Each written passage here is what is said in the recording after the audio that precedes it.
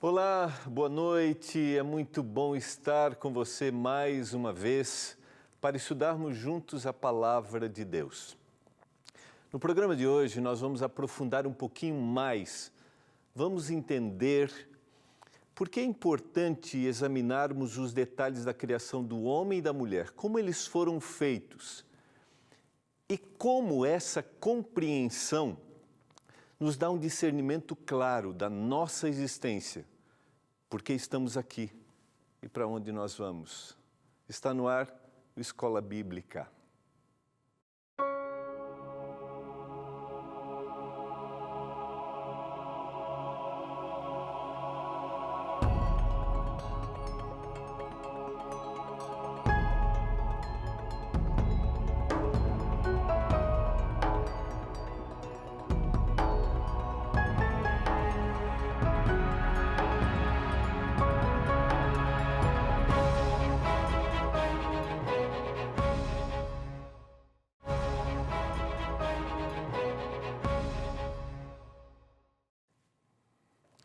Que bom ter a sua companhia, seja bem-vindo. Vamos juntos estudar a Palavra de Deus, vamos abrir a Bíblia mais uma vez e descobrirmos que o Senhor tem propósitos para a nossa vida. Olha, hoje eu quero convidar você a participar com a gente, mandando suas perguntas, seus comentários, tá bom? Esse aqui é o WhatsApp do programa agora, olha, anota lá, 129-8109-1268. 129-8109-1268. Eu vou ter alegria de ler suas observações, seus comentários, tá bom? Privilégio podermos estar juntos aqui. Eu não posso começar o programa de hoje sem orar a Deus. Nos últimos meses, alguns estados do Brasil têm sofrido muito por catástrofes naturais. Minas Gerais, Bahia e de ontem para cá, né? O Rio de Janeiro, a região de Petrópolis, a bela, simpática cidade de Petrópolis. Quando a gente passa por situações assim, a gente não entende o todo, a gente faz questionamentos, principalmente relacionados à fé. Eu queria dizer para você que Deus não deseja o sofrimento da gente. E Deus está no controle das coisas, mesmo que talvez isso seja incompreensível neste momento. Mas eu quero orar para que o Espírito Santo traga consolo a essas famílias, para que as autoridades também busquem formas para aliviar a dor e o sofrimento dessas pessoas. Eu fiquei feliz hoje por ver imediatamente a ação da Igreja Adventista através da ADRA, que é a nossa Agência de Desenvolvimento e Recursos Assistenciais, que está agindo, como agiu, como tem agido lá em Minas Gerais, como fez isso, como fez na Bahia e agora na região de Petrópolis, no Rio de Janeiro. Mas eu quero orar para que o poder sobrenatural de Deus venha para você que está me ouvindo, que talvez tenha alguma ligação, tenha algum parente, algum amigo, que o Espírito do Senhor abrace, que você se sinta acolhido por Ele. Vamos orar? Pai do céu, nós vamos abrir a Tua Palavra mais uma vez. Que se destitua o homem e que o Espírito controle o nosso pensamento. É o que a gente deseja. O mesmo Espírito que dirigiu, o mesmo sopro de Deus que cuidou na formação do texto bíblico, em cada detalhe, que esse Espírito nos dê entendimento agora. Mas hoje, Pai, eu também quero orar por essas pessoas, pelos mineiros, pelos baianos e agora pelos cariocas, pessoas de outros estados que moram nessas regiões. Pai, traga consolo através do Espírito e encha o coração desses queridos de esperança. Eu também oro para que comunidades religiosas, para que as autoridades busquem formas de aliviar a dor e o sofrimento desses queridos. Eu suplico por isso. Faço isso humildemente em nome de Jesus. Amém. Vamos, mais uma vez, conversarmos um pouquinho sobre a palavra. Vamos recapitular um pouquinho daquilo que a gente estudou no nosso último encontro. Queria dizer para você que o processo de compreensão do texto bíblico é algo que acontece gradativamente. O meu diretor aqui, o Nelson, falou assim, pastor, não é fácil a gente mudar um pensamento, uma visão que a gente tem. Isso leva tempo. E o que a gente quer aqui é despertar em você realmente isso, esse desejo de eu posso entender algo, ou eu posso mudar a minha ideia de algo, porque a gente pode se equivocar, né? A gente pode estar equivocado. Por isso que a gente está aprofundando um pouquinho mais a compreensão do texto bíblico. Eu gosto de sistematizar, mas você sabe que eu gosto de fazer uma análise do texto detalhadamente. Então vamos recordar o que nós estudamos. Nosso primeiro encontro foi uma visão clara sobre o texto bíblico, como entender o texto, qual o melhor método. E no nosso último encontro, o ato criador de Deus, analisando Gênesis capítulo 1. Vou para a tela aqui. Esse é o nosso tema da temporada, a lógica da existência humana. E a gente está trabalhando um pouquinho o tema da origem. Eu analisei o texto de Gênesis capítulo 1, verso 1. No princípio criou Deus os céus e a terra, o ato intencional de Deus na criação. E aí citei alguns detalhes que são bem importantes para a gente, que mostram essa preocupação de Deus na criação. Nos versos 3, 6, 9, 14, 15, 24 e 28, a expressão disse Deus.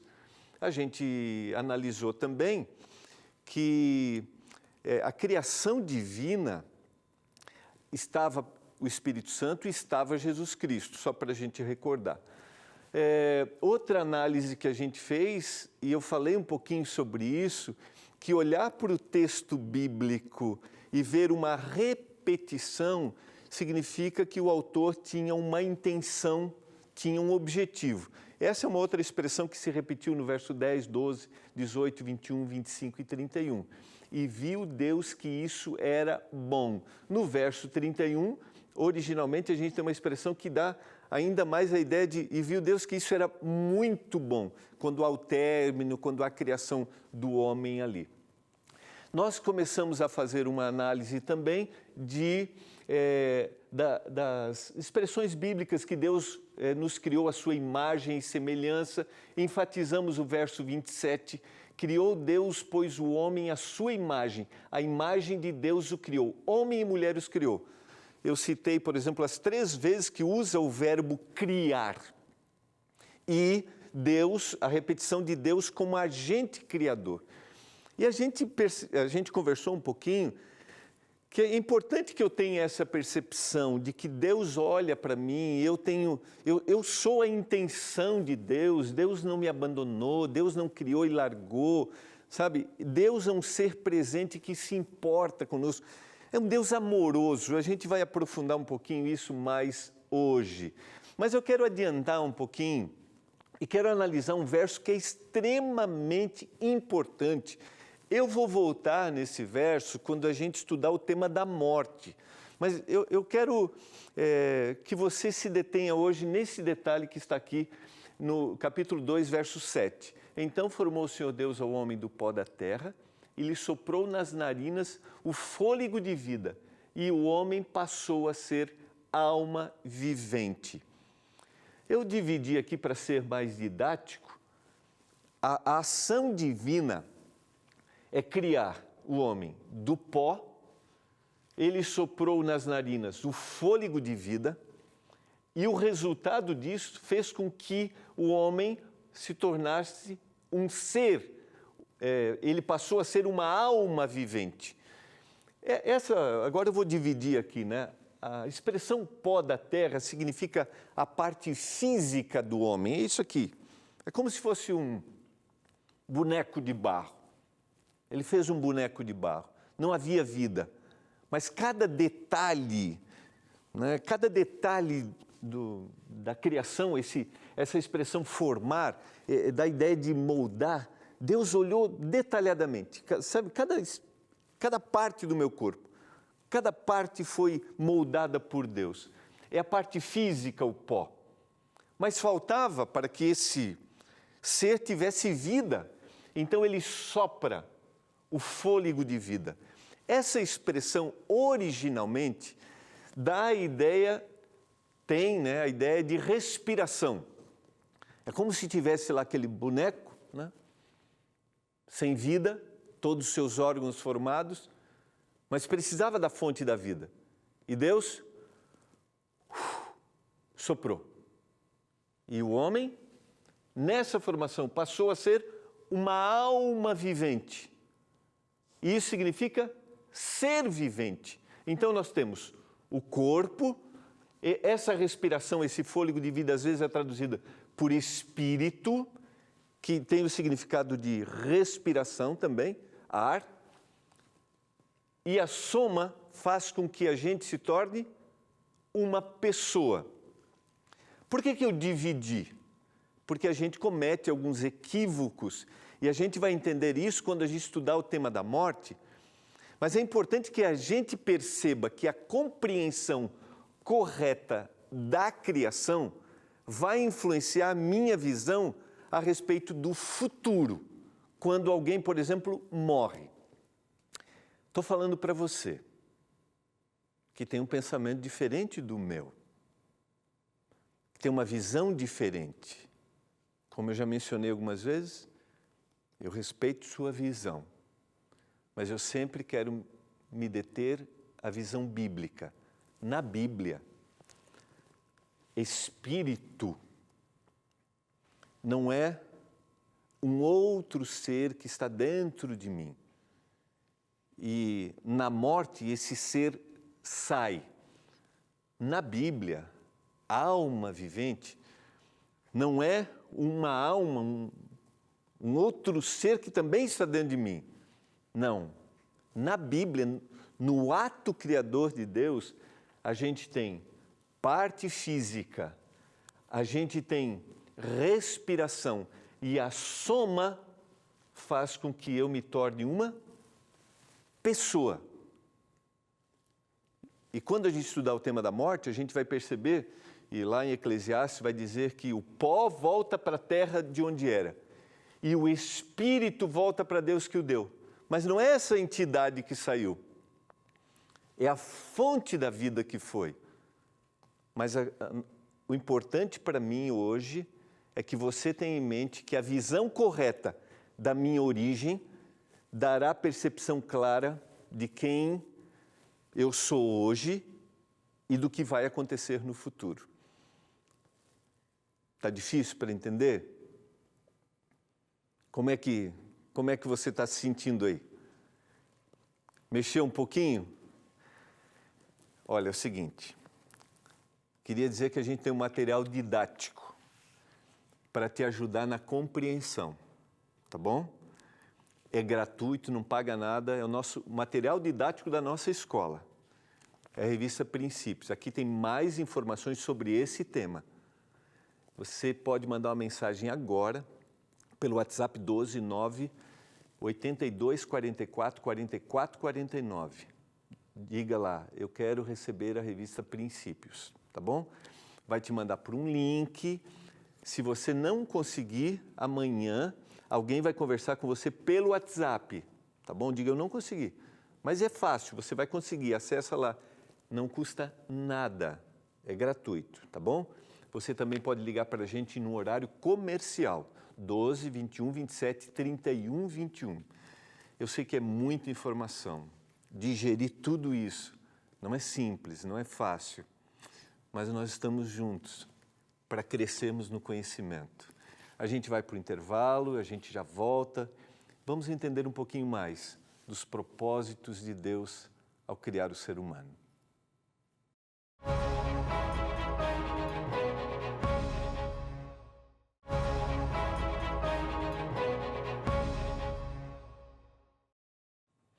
Estamos de volta, você está acompanhando o programa Escola Bíblica. Aqui você tem a oportunidade de crescer no conhecimento da Palavra de Deus. Talvez você esteja ligando sua televisão, né, acessando a gente aí pela internet e vendo pela primeira vez o programa. Então, quero dizer que você é bem-vindo. E nós estamos juntos aqui estudando temas bíblicos nessa temporada, a lógica da existência humana. Meu objetivo aqui é que você entenda, que a gente entenda, né? Que a gente cresça juntos, entendendo que Deus tem propósitos para a nossa vida. Nós estamos aqui, mas o Senhor tem olhado para a gente. Nós fomos para o intervalo analisando o texto, vou voltar aqui, de Gênesis capítulo 2, verso 7. Que é o ato criador de Deus, formando o homem do pó da terra, a parte física, que é o seu corpo, soprando nas narinas o fôlego de vida, que é a respiração, e vai traduzir algumas vezes por espírito, e a soma disso vai tornar o homem um ser vivente, uma pessoa. Então nós somos uma alma. Biblicamente, você vai ver que sempre que a Bíblia se referir à alma, vai se referir a um indivíduo, uma pessoa. Mas a gente vai aprofundar mais quando a gente fizer uma ligação desse tema com o tema da morte um pouquinho mais para frente, que é importante que a gente entenda, né? A razão da existência está ligado também quando a gente dorme o sono da morte. Vamos, na sequência, o ato criador de Deus do homem, aqui em Gênesis capítulo 2, verso 8 e 9. Plantou o Senhor Deus um jardim no Éden, na direção do Oriente, e pôs nele o homem que havia formado.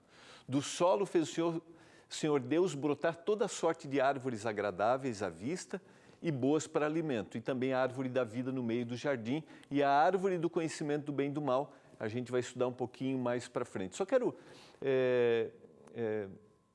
detalhar aqui essas duas expressões, né? Jardim do Éden. Originalmente, essa expressão jardim dá a ideia de algo que está cercado, algo que está protegido. E o Éden era algo que trazia prazer, deleite para o ser humano. Agora, Deus deu responsabilidade para o homem. E essa responsabilidade era cultivar e guardar. Ou seja, o homem aqui é uma imitação de Deus. Ele deveria adorar a Deus através do cuidado que ele tinha com o jardim. Essa expressão é usada no Antigo Testamento para se referir à responsabilidade dos levitas que cuidavam e guardavam, essas expressões, né? Aquilo que estava no templo. Eles tinham responsabilidade espiritual daquilo que estava no templo. Deus dá uma ordem de cuidado e o ser humano aqui tem a responsabilidade de representar a Deus. Mas eu quero ir um pouquinho mais adiante e me deter um pouquinho no que está em Gênesis capítulo 2, 18 e 19, que é a criação da mulher. Disse mais o Senhor Deus, não é bom que o homem esteja só.